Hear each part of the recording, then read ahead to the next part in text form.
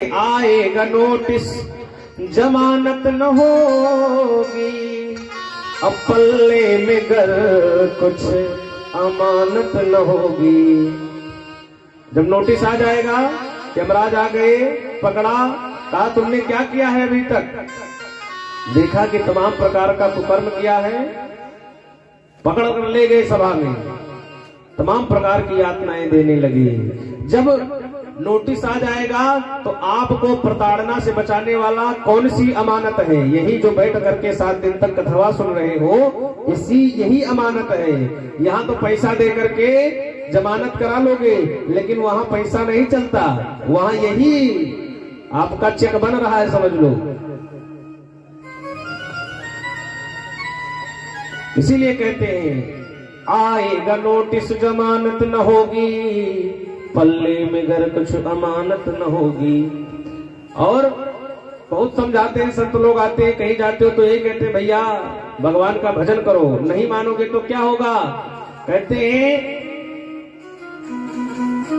मेरी न मानो यमराज तो मनाएंगे, और तेरा कर्म कंड मार मार भुगताएंगे। इससे ज्यादा कुछ नहीं होगा।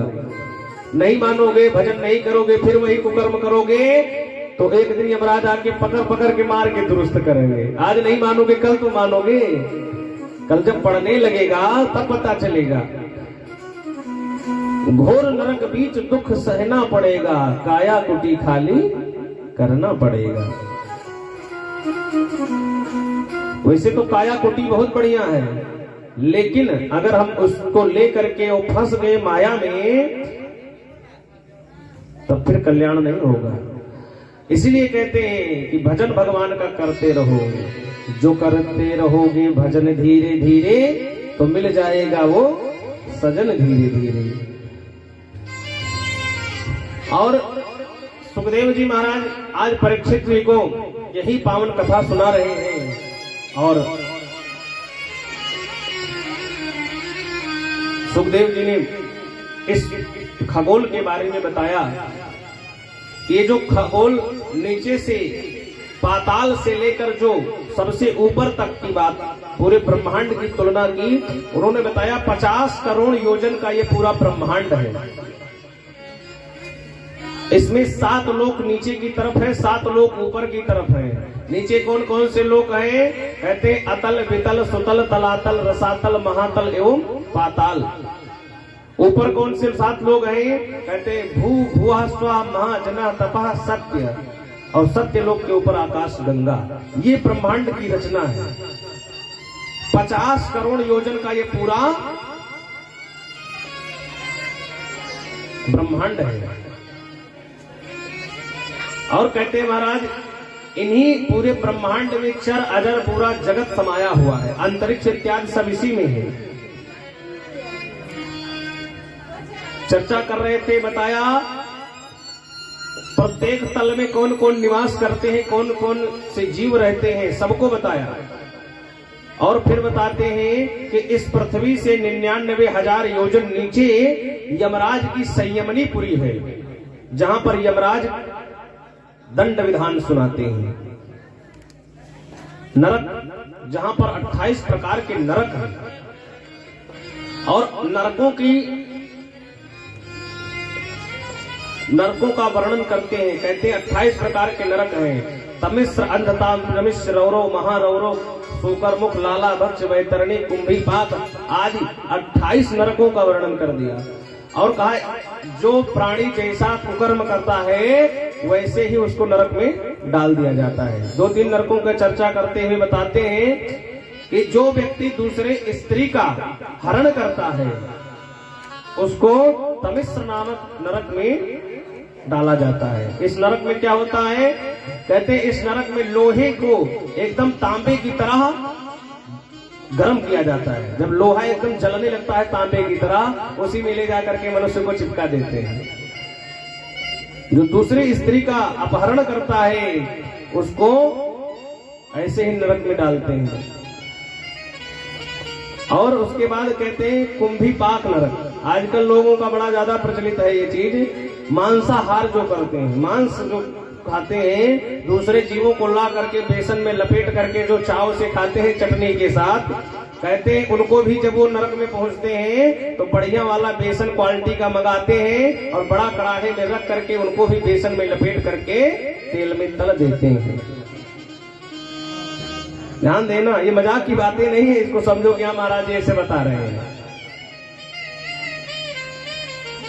वज्रतुंड नाम का जो नरक है, जब कोई आपके घर में अतिथि आ जाता है तो आप उसको घूरते हैं कि ये हमारे घर में कैसे आ गए, उसका अनादर करते हैं। घर में आए हुए अतिथि का जो अनादर करता है वो वज्रतुंड नाम के नरक में जाता है,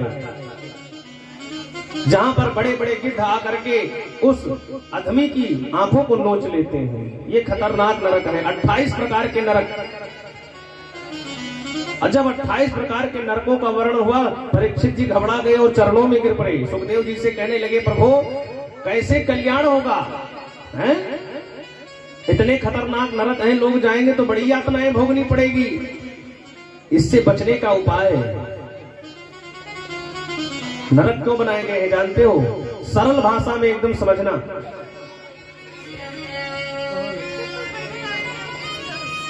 कपड़ा आपके पास सफेद सफेद बढ़िया कुर्ता आपको सिला कर दे दिया गया, सफेद कुर्ता सफेद पैंट, और पहनिए बढ़िया से और खूब पहनिए उसे, लेकिन धुलिए नहीं तो क्या होगा? है? गंदा होगा।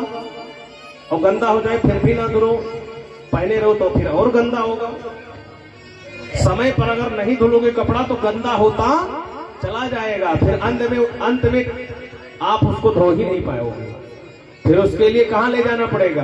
ड्राई क्लीनर वाले के यहां ले जाओ, धोबी के पास लेकर जाओ तो पटक पटक करके वो धोता है, तमाम प्रकार के केमिकल डाल करके पटक पटक करके धोता है, तब जाकर के कपड़ा साफ होता है। तो 84 लाख कपड़ों में जो सबसे बढ़िया कपड़ा था, भगवान ने ये मानव शरीर तुम्हें दे दिया। अब तुम क्या कर रहे हो? तमाम प्रकार के गंदे पाप कर करके इस शरीर में दाग लगाते रहे हो, इतने दाग लगा दे रहे हो कि ये तुमसे नहीं छूटेगा। इसीलिए कहते हैं, बाद में लोग रोते हैं। किसी साधक ने बड़ा ही सुंदर भजन गाया है कि बैठल रोवेली गुजरिया हो। दाग जो लगेगा कैसे होगा? कपड़ा तो बड़ा सुंदर भगवान ने दे दिया, लेकिन बैठल रोवेली गुजरिया हो, चुनरिया में दाग लग गई। बैठल रोवेली गुजरिया हो, चुनरिया में दाग लग गई।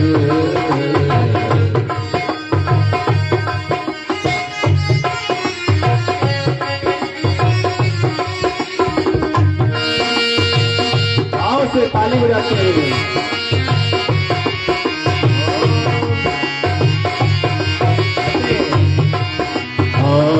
बैठल रोवेली गुजरिया हो, चुनरिया में दाग लग गई।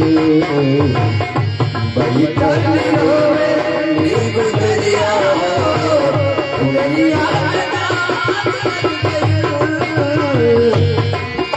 कहते हैं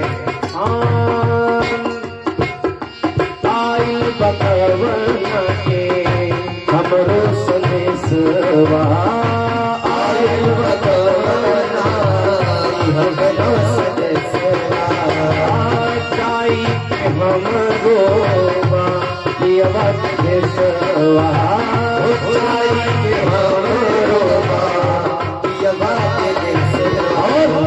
सच बात हो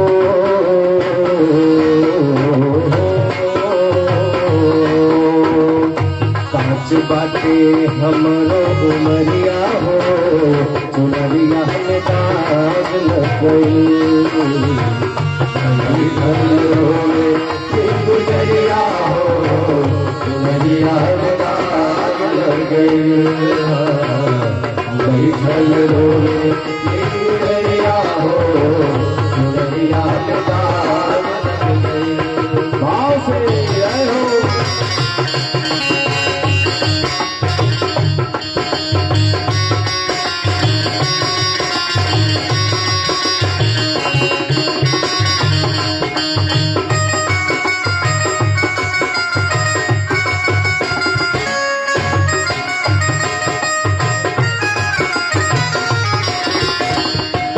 कहते हैं भगवान ने हमें यहाँ भेजा भजन करने के लिए, लेकिन हमने क्या किया? कहते हैं नैहर में 4 गो यार बनोले, नैहर में 4 गो यार बनोले। कौन 4 यार है? काम, क्रोध, मद, लोभ, ये 4 यार बना लिया करके यहाँ पर। कहते हैं नैहर में 4 गो यार बनोले, नैहर में 4 गो यार बनोले। दिन रात नहीं से नैना लड़ोले, दिन रात नहीं से नैना लड़ोले। उनके सुतौली हाँ से दरिया हो, दरिया पे दाग लग गई, बैठल रोए दरिया हो, दरिया पे दाग रोए दरिया हो, दरिया वैसे हाँ सास बात पे बातें हम भूल गए, सच बात पियवा में हम भूल गए। पछतात बानी एकाते, पछतात बानी एकाते। अब भूल आई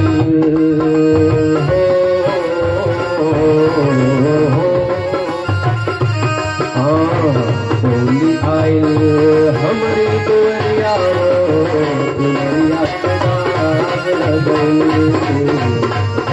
बैठल रोए दुनिया हो, दुनिया पे दाग लगई, बैठल रोए दुनिया हो, दुनिया पे दाग लगई, दुनिया पे दाग लगई। अपनी चुनरिया में, अपने कपड़ा में इतना दाग लगा लेते हैं कि बाद में वो छूटता नहीं। जब पाप के इतना दाग हमारे इस कपड़े में लग जाते हैं, चुनरी में लग जाते हैं, तो हम लोग धुल नहीं पाते हैं। फिर क्या होता है? तब उसके लिए धोबी घाट तो भेजना ही पड़ेगा। तो ये जो नरक है ये क्या है? ये धोबी घाट है। अगर वक्त रहते आपने उस दाग को नहीं छुड़ा लिया, भाई जिंदगी भर कुकर्मे करोगे, जब उसको छुड़ाने का प्रयास नहीं करोगे दाग को, तब वो धोबी घाट पे ले जाएंगे, वो पटक पटक करके धोएंगे। तो कहीं पकौड़ा तलेंगे, कहीं खंबे में चुआएंगे, कहीं जोक कटवाएंगे, कहीं केले से खवाएंगे। समझ रहे हैं? तो इस शरीरिया के कपड़वा को यहीं पर धुल लो, और नहीं तो जब वहां जाओगे तो बड़ी समस्या होगी। धोबी घाट पे जाएंगे तो पटक पटक करके। और धोबी को कपड़ा धोते हुए देखा है कि नहीं है? धोबी के कपड़ा धोबी को धोते हुए देखा है? उठा उठा के पटकता है, तमाम प्रकार के केमिकल डाल करके रगड़ता है, तब जाकर के कपड़ा चमकता है। तो जब इसको नहीं धोगे हो तब ले जाएंगे इसे और पकड़ करके रगड़ेंगे, और जब कस के रगड़ेंगे तब वो दर्द आएगा। तब यही कहेंगे, पछताएंगे, पछतात वानी हम ई का कहेंगे। तो अब वो चीज ना करा जिससे आप सभी लोगों को तकलीफ हो। बोली बाल कृष्ण लाल की जय। तो कहते हैं कि अगर इन नरकों से बचना है तो पहले ही अपने आप को सुधार लो, पहले ही भजन करके उस दाग को छुड़ा लो, तभी कल्याण होगा।